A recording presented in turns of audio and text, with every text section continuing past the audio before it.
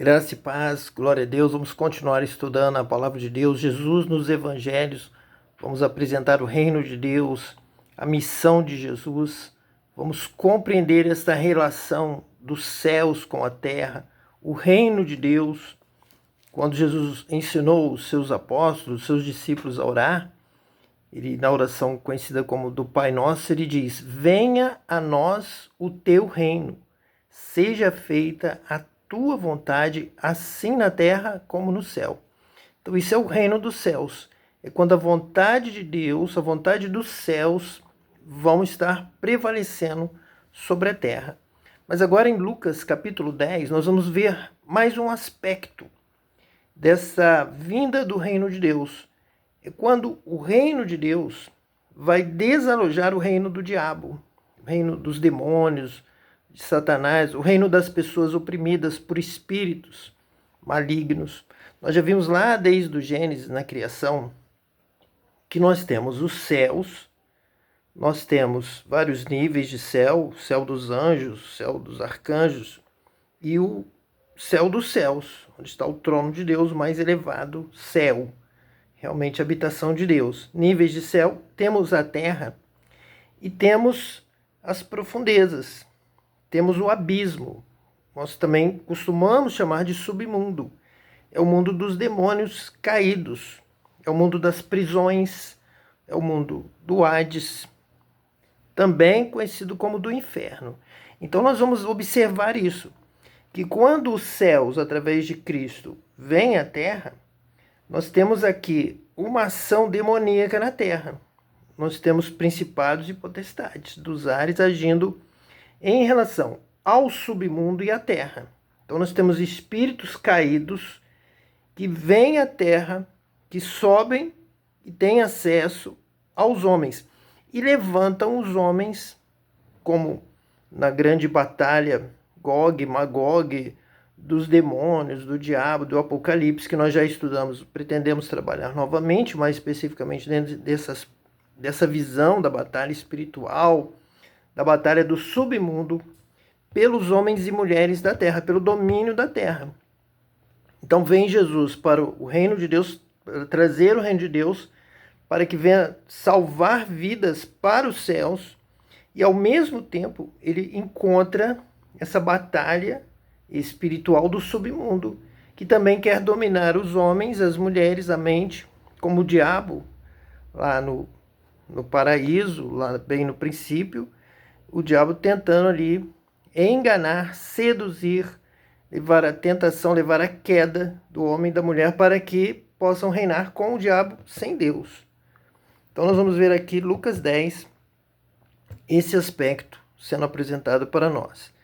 Lucas 10, versículo 1 diz assim: e depois disto, designou o Senhor ainda outros 70 e mandou-os adiante da sua face de dois em dois, a todas as cidades e lugares aonde ele havia de ir. Então, irão à frente, adiante da sua face, de dois em dois, 70 pelas cidades, com uma missão relacionada ao anúncio da chegada do reino de Deus. E a chegada do reino de Deus também tem esse aspecto de curar enfermos e curar endemoniados, e muitos enfermos relacionados a demônios, enfermidades causadas por demônios e pessoas endemoniadas. Versículo 2. E dizia-lhes: grande é em verdade a ceifa, mas os obreiros são poucos. Rogai, pois, ao Senhor da ceifa que envie obreiros para a sua colheita. Uma colheita na terra, daqueles que dão fruto, daqueles que se alegram em Deus, daqueles que vão ceder, vão se entregar, vão estar obedecendo a Deus, a palavra de Deus, e entrando assim no reino de Deus, no domínio dos céus, para que a vontade de Deus prevaleça na terra. É o que Deus quer desde Gênesis, desde a criação, desde o jardim do Éden.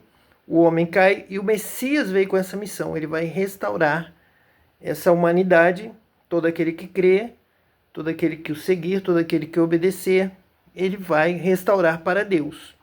Então nós teremos a ceifa. E dizia-lhes: grande é em verdade a ceifa para o reino de Deus, mas os obreiros são poucos. Então nós temos que tirar desse domínio do diabo, com seus demônios, e trazer para o reino de Deus, para a presença de Deus, curados e libertos. Versículo 3. Ide, eis que vos mando como cordeiros ao meio de lobos. Lobos são os demônios, lobos são os espíritos. Inúmeros espíritos, espíritos decaídos, espíritos das trevas, espíritos do mal, que estão agindo constantemente. Como o diabo lá no jardim do Éden aparece para a mulher, falando no lugar da serpente, é um espírito. Será um espírito decaído. Os anjos são espíritos que estão andando, estão voando, estão aqui entre nós, estão aqui agora, estão em toda parte, cuidam de nós, nos guardam. São espíritos que estão agindo de acordo com a vontade de Deus. Sobem ao céu, descem à terra. Só espíritos têm essa autonomia. E o próprio livro de Hebreus, a carta aos Hebreus, nos fala isso. Nos fala que anjos são espíritos ministradores que trabalham em favor daqueles que hão de herdar a salvação. Então, que trabalham nesse âmbito já agora do reino de Deus, que já estamos vendo, já estamos vivendo. Jesus disse: muitos que aqui estão não verão a morte sem que vejam vir o reino de Deus. Nós, por exemplo, já estamos dentro deste reino do Espírito. O Espírito habita em nós, o Espírito nos guia, o Espírito fala conosco, nos dirige. Isso é o reino de Deus. Não leveis bolsa, nem alforje, nem sandálias, e a ninguém saudeis pelo caminho. Então, é uma obra espiritual, é uma obra rápida, é uma obra decisiva, imediata. Então, não pode haver tanta preocupação, tanta construção. Não é este o plano de Deus. O plano de Deus é um plano espiritual, é cura, é libertação, é expulsar demônios, é se batizar com o Espírito Santo. Isso deveria ser feito nas casas. Não haveria mais necessidade de se gastar dinheiro, tempo, administração, recursos com construções. A ninguém saudeis pelo caminho. Não é preciso haver essa interação para que haja o culto, para que haja reuniões, para que haja conselhos. É preciso que haja ação espiritual. E em qualquer casa onde entrardes, dizei primeiro: paz seja nesta casa. E se ali houver algum filho de paz, repousará sobre ele a vossa paz, e se não, voltará para vós. Então aqui paz é uma ação também espiritual.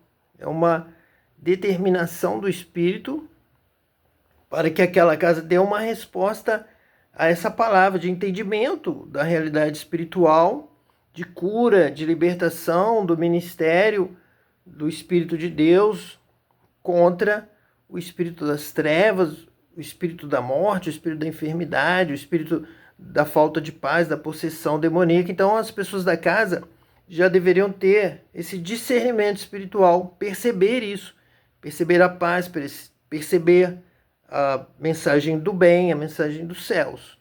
Então, se receberem, são filhos da paz; se não vos receberem, essa paz voltará para vocês. Essa unção, essa paz espiritual voltará para o coração, para a vida de vocês. E ficai na mesma casa, comendo e bebendo do que eles tiverem, pois digno é o obreiro de seu salário. Não andeis de casa em casa.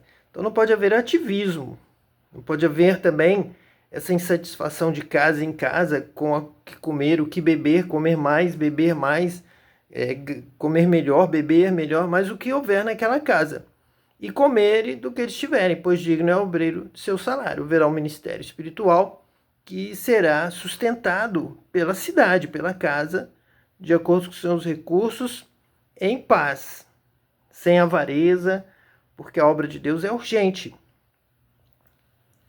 E em qualquer cidade em que entrardes, se vos receberem, comei do que vos for oferecido. Então, tanto a casa quanto a cidade podem, e foi isso exatamente, se cumpriu na história da igreja, na história do movimento cristão, de países, cidades, casas, irem recebendo missionários, evangelistas, e assim a obra se expandindo para aquela cidade, crescendo, muitas pessoas curadas e libertas. Essa é a missão que Jesus aqui passa para esses 70 precursores da obra missionária mundial.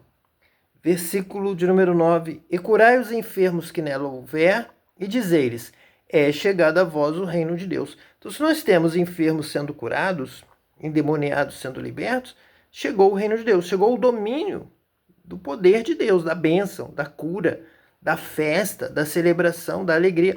Enfermos serão curados naquela cidade. Cada casa em que alguém for curado vai haver uma celebração, um louvor, uma mesa farta, com a bebida, com a comida. Haverá um banquete glorificando a Deus, haverá celebração, haverá louvor, adoração a Deus. Isso é sinal que o reino de Deus chegou. Saiu o mal, saiu a tristeza, saiu a morte. Chegou a cura, chegou a bênção, chegou a alegria.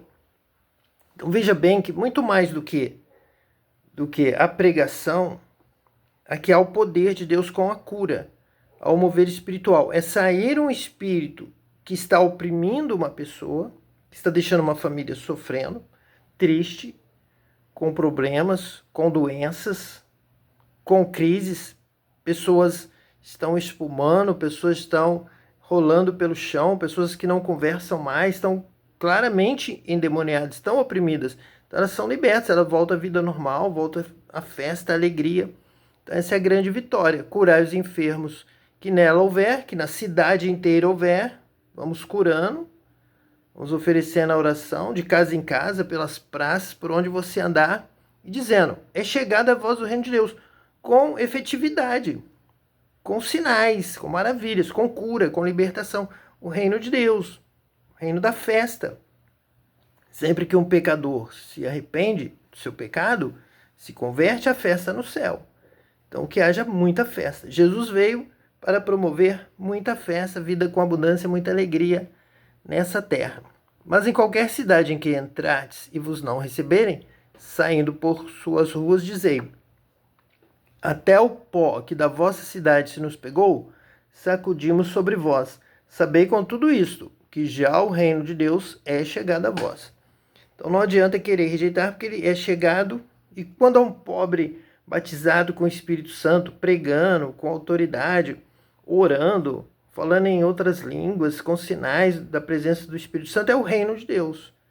Se há cura, se há libertação, se há louvor, se há alegria, é o reino de Deus. É o reino de Deus substituindo o reino das trevas, o reino da tristeza, da amargura. Então fica muito claro o que se esperar do reino de Deus em relação ao reino das trevas, ao reino do diabo, que é o louvor, é a alegria. É também algo que muitas pessoas tentam resistir por questões filosóficas, políticas, do lado político, que é a questão mesmo da própria prosperidade, da bênção, das portas abertas, da colheita com abundância. Deus guardará a sua entrada, a sua saída, o seu trabalho. Deus vai te abençoar, Deus vai multiplicar, Deus vai cuidar. Você será feliz e abençoado. Então muitas pessoas resistem a isso, querendo dizer que na Bíblia não tem nada dizendo sobre prosperidade. A Bíblia está repleta de festa, de banquete, de prosperidade, de vitória, mais do que vencedores. Deus vai abençoar a sua entrada, a sua saída, no campo, na cidade, no seu trabalho, no que você planta, na sua colheita, é bênção sobre bênção. Então é vitória, é alegria. Este é o caminho, andai por ele, caminho da bênção. Quem vier dizendo: estou com uma mensagem de Deus para você de tristeza, de derrota, não é a mensagem de Deus, é a mensagem do diabo. Mas se Deus tem uma mensagem para você de alegria, de vitória, de bênção para você, para sua casa, Deus vai abençoar a sua família, a sua casa, Deus será contigo, Deus vai abençoar a sua saúde. Essa é a mensagem de Deus, é vida, e vida com abundância, é fortalecimento, é crescimento, é desenvolvimento. Essa é a vontade de Deus. E é isso que Deus está trazendo com o reino de Deus sobre nossas vidas. Que Deus te abençoe hoje e eternamente, em nome de Jesus Cristo, o Messias. Amém.